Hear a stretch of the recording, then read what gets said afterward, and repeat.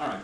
So we agreed that Mr. Deane, after receiving his text messages, went to the Pearson family restaurant 2, maybe 3 days later. Is that right? Yes. Okay. And do we agree that at the Pearson family restaurant that Mr. Deane observed bruises on Ms. Capps? Yes, he did. Okay. Objection. There was an objection about going into the specifics of this because there was the charge of the falsification of the report was not sustained. So I'm going to object to him going into all these specific facts. We didn't need them all. When I was asking any summary questions, so I don't see the purpose of going into all that at this point.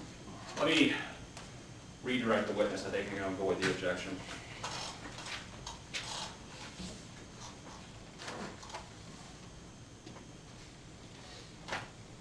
Well, honestly, I do need to get into it because a question here is Kelly Capps' credibility. As you will hear, Kelly Capps, well, you've already heard, Kelly Capps told Travis Deane in a text message, "He hit me." You're going to hear testimony from this witness, I believe, that she denies that ever occurred. You're also going to hear that she engaged in a number of acts that appear to be motivated by revenge. My desire, if it's possible, is to poke at the credibility and the bias of Miss Capps. Remember, in the IA statements, there's already some inconsistency between what Ms. Capps said and what Ms. Haynes said. One of those inconsistencies was how much alcohol Kelly Capps had at the party. She said you had a whole cup of beer and 2 Jello shots. This sounds like a closing argument. No, this is a response to your objection. Lindsay Haynes testified quite clearly that no, Kelly Capps only had a sip of beer, she didn't like it. So there's inconsistencies that are beginning to bubble up here, inconsistencies that I need to have the ability to pursue if I'm going to have a chance of properly defending my client. Kelly Capps and Lindsay Haynes are both here for him to cross-examine. If they were not, then that would certainly be an appropriate line of questioning for Sergeant Tatum. If he didn't have the ability to show the holes in the story through those exact witnesses, the actual witnesses. So that's my objection, is that there's no need to go into the specifics with the hearsay specifics with Sergeant Tatum when the actual person is here and he can ask her questions. He is the one that conducted the IA, and he's the one that provided the sheriff the information to the sheriff upon which he made a final decision. I think his belief of the witness's credibility is every bit as important as what questions I'll be asking Ms. Capps and Ms. Haynes when they finally testify. It might be if Mr. Deane hadn't admitted the violation. So that's why I think that he has the ability to cross-examine. That's unusual in a case like this because we aren't always able to get lay witnesses here. We don't, we can't force them to come. Mm-hmm. So to me, the appropriate way to handle this would be for him to cross-examine them to try to get their credibility. And the other thing is, specifically in the sheriff's termination letter, he says, although there may have been probable cause for the arrest, something else was questionable. So the sheriff's not questioning whether or not there was probable cause for the arrest for domestic violence.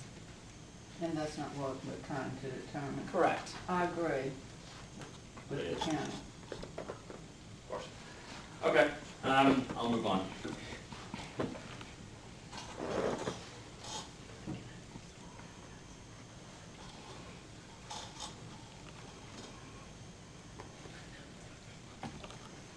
Now, the fact that Mr. Deane was found guilty of an open house party, the adjudication being withheld, does not disqualify him from serving as a deputy, does it?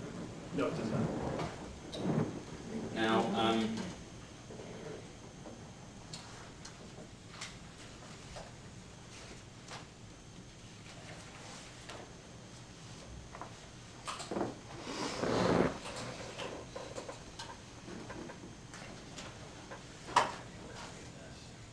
do you have a copy of the IA, Mr. Banks? Copy of the IA report? The RY, yes. Great. I don't have more than 3 copies of this.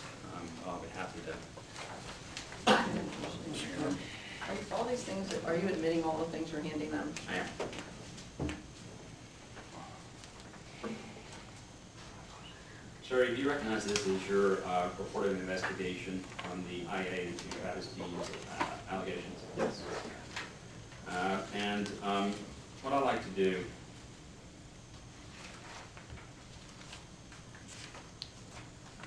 is go through this. I'll try to be quick. I promise I'll try to be quick.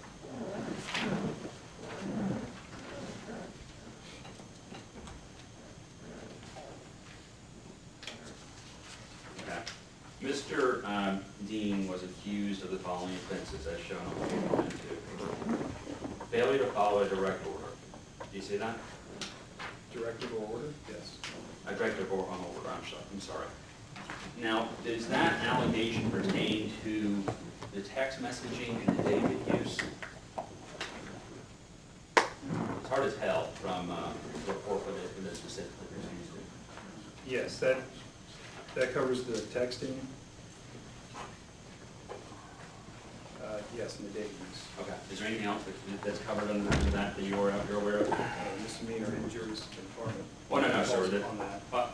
I'm sorry?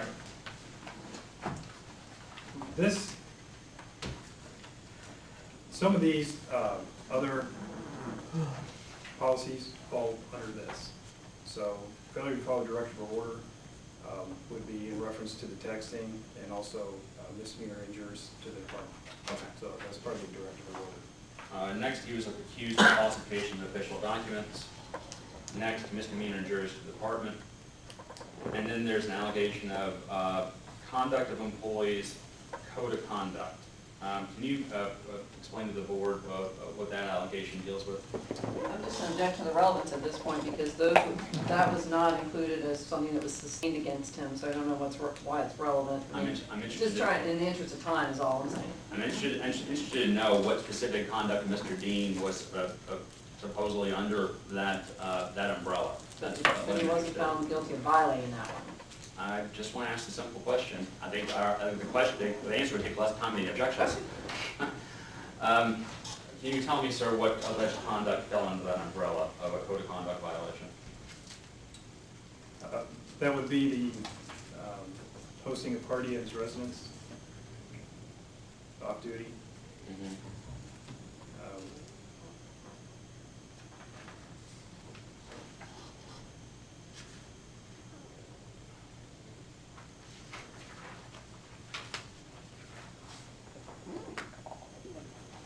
Yeah, having the party at his residence, having the beer cups on his patrol car, anything that would bring embarrassment to the sheriff's office or the county.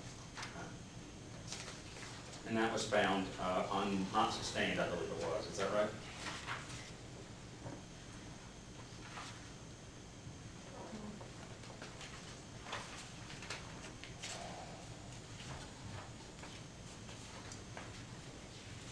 I believe it was sustained. Oh, my mistake. Yes. We were both wrong. Mine too. We rarely agree. All right, very well. Now,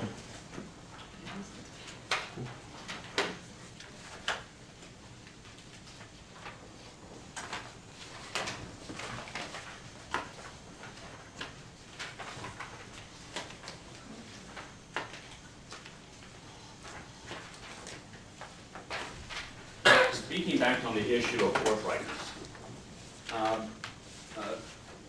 during IA investigations that you conduct,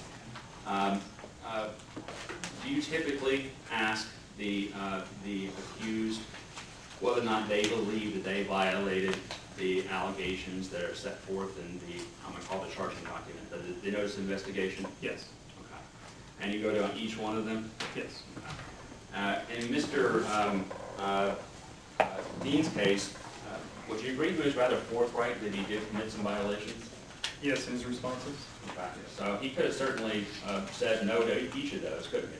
Could have, yes. Okay. Now, have you been part of investigations where deputies have exercised their right to simply deny everything? Yes. Is there any, it's hard to ask this question, but is it unusual, you want to check, is it unusual that a deputy admit to violations so readily? Is it unusual? Yes. Not necessarily. But it certainly indicates, in your opinion, that Mr. Deane was being forthright about those violations. Yes. Okay. The only one he denied was falsification, he denied falsification of official documents. That would mean the Stephen DeHutt arrest report, right? Yes. Or charging affidavit. And he also denied a code of conduct violation. You see that? Yes. He did admit that he committed misdemeanor injuries to the department, and he admitted to conduct on or off duty that reflects unfavorably on the county, correct? Yes. All right.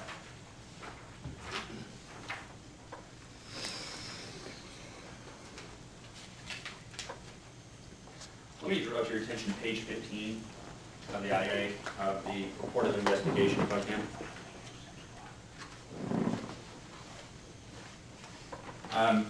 This reflects your understanding of Deputy Deane's prior discipline that occurred in advance of your investigation. Down in the middle of the page. What am I looking at? I'm on page 15.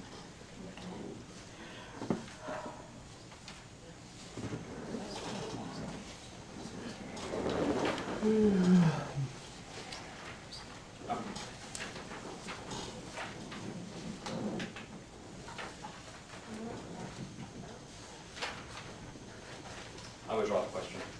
I apologize for that.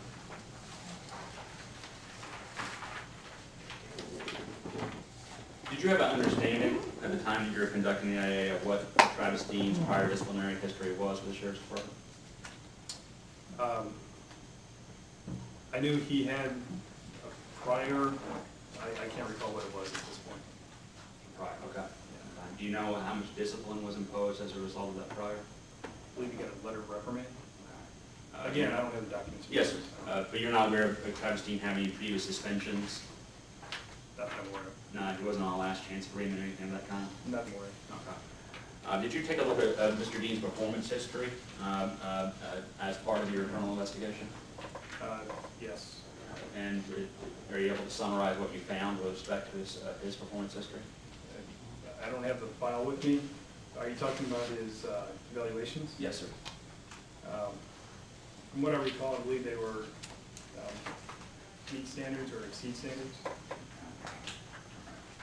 Does that play a role in all in your investigation? Well, we look at each investigation independently. We look at what the allegations are and what the person is telling us. So to say, does that play a part in it? Not necessarily. Well, not necessarily. As far as my investigation. Okay. Now, I want to go back to Kelly Capps just for a second.